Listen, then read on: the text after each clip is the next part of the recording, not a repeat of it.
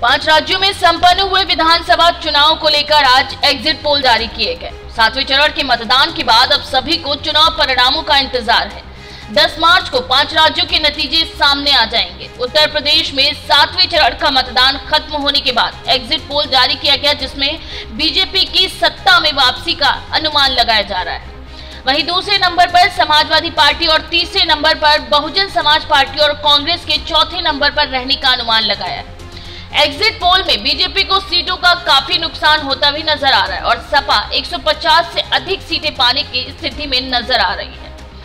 Exit poll के अनुसार BJP को 211 में से 225, समाजवादी पार्टी को 146 में से 160, बीएसपी को 14 में से 24, कांग्रेस को 4 में से 6 सीटें मिलने का अनुमान है। एग्जिट पोल के अनुसार उत्तर प्रदेश के पहले चरण में बीजेपी को 30 में से 31 सीटें, समाजवादी पार्टी को 23 में से 25 सीटें, कांग्रेस को 1, बीएसपी को 1 में से 2 सीटें मिलने का अनुमान है।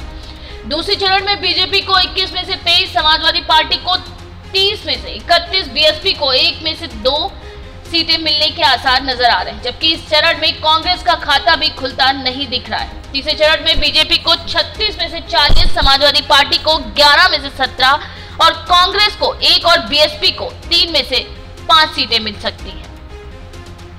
वहीं चौथे चरण की अगर बात करें तो बीजेपी को 37 में से 38, समाजवादी पार्टी को 17 में से 18, कांग्रेस को 1 में से 2, बीएसपी को 2 से 3 सीटें मिल सकती हैं। पांचवें चरण में बीजेपी को 33 से 35, समाजवादी पार्टी को 16 में से 17, कांग्रेस को 1 और बीएसपी को 4 में से 6 सीटें मिलने का अनुमान लगाया जा रहा है। अगर वोट शेयर की बात करें तो बीजेपी को 40.01%, सपा को 34.93% और बसपा को 13%, कांग्रेस को 7.5% और अन्य के खाते में 1.5% वोट गए।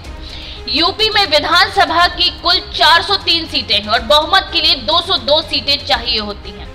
बीजेपी को पूर्ण बहुमत मिलता दिखाई दे रहा है, लेकिन उससे कम से कम 100 सीटों का घाटा भी हो रहा है। हालांकि उत्तर प्रदेश के मुख्यमंत्री योगी आदित्यनाथ और बीजेपी का राष्ट्रीय नेतृत्व दावा करता है कि उनकी पार्टी 300 के पार का आंकड़ा छूने जा रही है।